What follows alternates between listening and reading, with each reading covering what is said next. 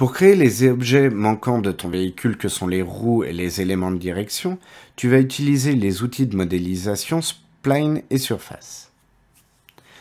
Pour voir les splines, tu vas d'abord créer une nouvelle scène et tu vas accéder au menu de création en allant dans Create et dans Shape qui veut dire forme. Cela te donnera accès au menu Spline mais aussi Node Curve, Extend Spline, CFD et Max Creation Graph.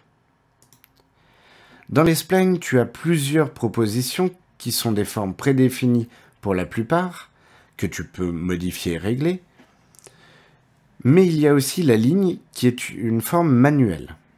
C'est avec ça que tu vas travailler dans un premier temps.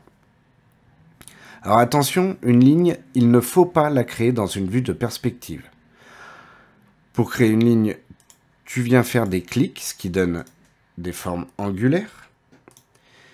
Lorsque tu rejoins ton point d'origine, il va te demander si tu veux fermer ta forme. Tu peux alors dire oui si tu veux. Tu peux aussi dire non et dans ce cas-là, ta forme ne sera pas fermée. C'est-à-dire que les deux points ici ne seront pas joints. Et actuellement, tu as l'impression que mon rectangle est fait, on va dire, en vertical. En fait, si tu tournes autour, tu vas voir que non, il est fait au sol. C'est le risque de travailler dans la vue de perspective. C'est que l'ordinateur va pas comprendre ces trois dimensions tout de suite et risque de placer ton point non dans la verticalité mais dans la profondeur. Donc, lorsque tu travailles avec des lignes, il faut toujours travailler dans une vue de face, de dessus ou encore de côté, c'est-à-dire une vue fixe. Donc, ici, je fais F pour arriver en vue de face. Et tu peux donc créer une ligne ou en faisant des clics gauche ou en maintenant le clic gauche quand tu crées un point. Ce qui fait que quand tu tires, tu vas arrondir la courbe. Tu peux donc créer des lignes fermées, mais aussi des lignes ouvertes.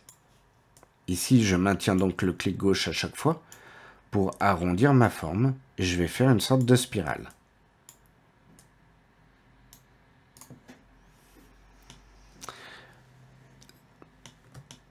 Pour le moment, tes splines, si tu faisais un rendu, tu ne les verrais pas. Ce ne sont que des chemins, ils n'ont pas d'épaisseur. Pour donner une épaisseur à ta spline, il faut que tu ailles dans l'onglet Modify et que tu viennes dans le premier menu qui est Rendering. À ce moment-là, tu peux cocher Enable in Render et Enable in Viewport, qui veut dire visible dans le rendu et visible dans la fenêtre de travail, ce qui va donner une épaisseur correspondante au réglage du dessous. Ça veut dire radial, donc circulaire, sur base circulaire, où tu vas pouvoir régler le rayon ainsi que le nombre de segments, allant de 3 à un peu l'infini, ou encore l'angle de la forme circulaire autour de notre chemin qui est notre spline. Tu peux aussi passer en rectangulaire, et dans ce cas-là, tu as une base donc carrée, ou plutôt rectangulaire, où tu vas pouvoir choisir la longueur,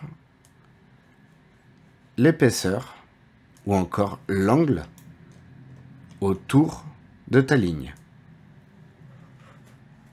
Lorsque tu crées des splines arrondis, comme ici, il y a un autre élément qui rentre en compte, qui est l'interpolation.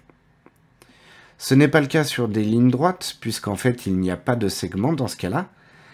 Mais dès qu'on a des segments et donc des courbes, on peut augmenter ou diminuer le nombre d'étapes afin de lisser notre forme. Dans la ligne, tu peux aussi accéder, comme dans l'Edit Poly, aux points, aux segments ou encore à la spline complète. Donc si tu passes en sous-sélection de points, ici je vais faire F3 pour voir tous les points de ma ligne, tu peux alors les sélectionner et par exemple les déplacer.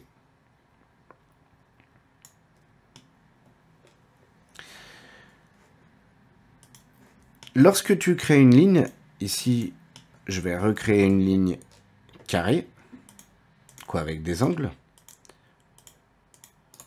Je vais désactiver Enable in Render et Enable in Viewport afin de bien visualiser ma ligne. Au pire, si j'en ai besoin, je les recocherai plus tard. Je vais passer dans l'onglet Modify. Je vais accéder aux sous-sélections de points. Lorsque tu as créé ici des points, on va dire angulaires, tu peux les modifier à ta guise. Pour cela, il suffit de les sélectionner, faire un clic droit dessus et les passer ou par exemple en smooth, ce qui va les lisser automatiquement, ou encore en Bézier, ce qui va te donner accès au poignet de Bézier qui permet de dessiner, ou plutôt de courber, ta ligne. Si tu veux créer une sorte de pointe, une cassure, tu ne peux pas utiliser facilement les poignées de Bézier, puisqu'en fait elles sont dépendantes l'une de l'autre. Tu peux casser cet élément en faisant un clic droit et en utilisant Bézier Corner. Dans ce cas-là, elles ne sont plus dépendantes l'une de l'autre. Tu peux alors créer des cassures nettes entre les différents segments. Un bon exemple d'utilisation d'une ligne, par exemple, ouverte, donc en spirale, c'est la création de câbles. Pour cela, tu peux créer rapidement une spline, accéder aux points, tous les sélectionner, faire un clic droit et passer en Bézier.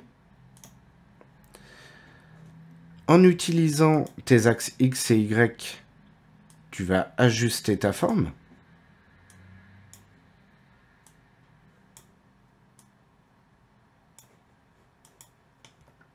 En modifiant les poignées. Tu peux ensuite passer en perspective pour déplacer tes points dans la hauteur. Attention de régler aussi les poignées de Bézier. Ici, ma courbe fait une sorte de rebond. Pour ça, je clique sur l'axe Z, et je viens modifier la hauteur de ma poignée de Bézier. Comme ça, elle est bien lissée.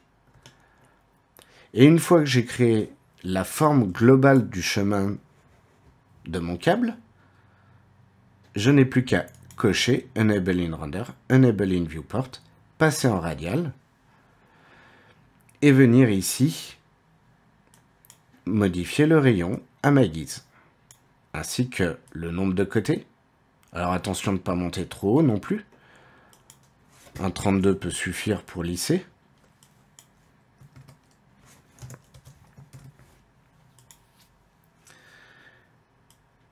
Et toujours vérifier l'interpolation, voir si mon câble est bien lissé dans la longueur. Ici 25, c'est même presque un peu trop. Je pourrais le baisser autour de 15. Voilà une des utilisations premières d'une spline. Cependant, quand tu as des formes fermées, donc ici je vais retourner dans l'onglet Create et prendre par exemple un cercle, ou un texte même. Pareil, il vaut mieux le créer dans une vue fixe, donc vue top, T. Je vais cliquer. Pour mettre mon texte, je vais décocher Enable in Render, Enable in Viewport pour bien voir mon texte.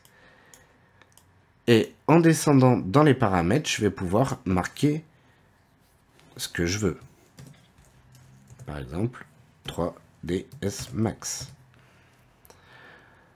Donc, sur les formes fermées, il y a d'autres éléments que tu peux créer, tu peux rajouter pour lui donner de l'épaisseur.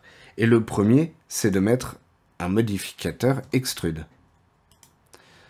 Ce qui va donner une épaisseur à ton texte ou à ta forme fermée.